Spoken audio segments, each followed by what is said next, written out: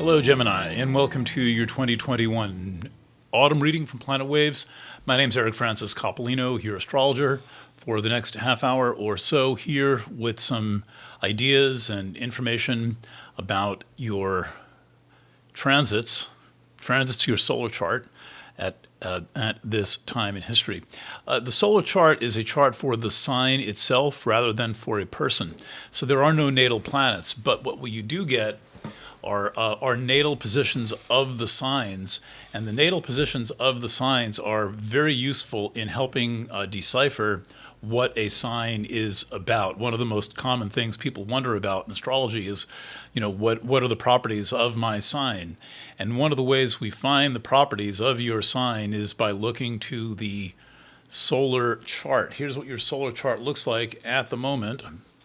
I'm working on some new equipment in this round, and so I haven't quite figured out how to get this all to work. But there's a copy of this chart on the page for your sign, so I'll point to things, and then even if I can't hold the thing up for a long time, you'll at least know what I'm talking about. But we know this is your solar chart because Gemini is right on the seventh, on the first house. And the opposite sign is Sag. Sag is on the 7th. And what I want to begin by talking about the influence of Aquarius, which is your ninth house placement. It's an air sign. 9 signs away from your birth sign is another air sign, and that is Aquarius. And Aquarius is the sign that, first of all, is having the most intense transits right now. Namely of Saturn and of Jupiter, but also Aquarius is in line to have the once in many lifetimes transit of Pluto moving through it, which begins in March of 2023.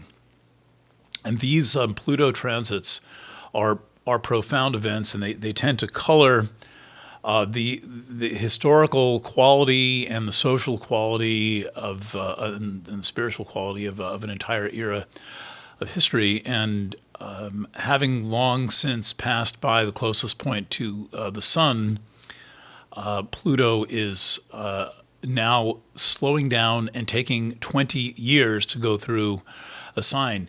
For most of the time that we've been around on the planet, Pluto has burned through a sign in 13 or 14 or 15 years or so, and now now it is slowing down, and again, it's going to be 2 decades. Pluto finally leaves Aquarius in 2044, pardon.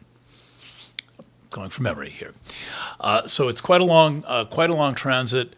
Pluto makes its way into Aquarius between early 23 and then right around when 2024 begins, sometime on that one, close to that New Year's Day of 24, Pluto makes its permanent ingress into Aquarius, where it will be, for many of us, for most of the rest of our lives, or the entire rest of our lives, and now having lived as an astrologer through several Pluto phases and having studied many more, it is obvious this is a profound influence and impact on our lives and on our world. And where this influences your chart is one of the best places it could do so, which is in your ninth house.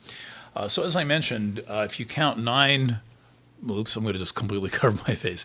If you count 9 places from Gemini, you come all the way around to Aquarius. And the ninth is the house where we find our spiritual and religious practices. And I think that the religious part of a person is a part that is always there, regardless of what religion they might be, including even in people who are agnostic or atheist. There's something that has to fill that particular house, some way of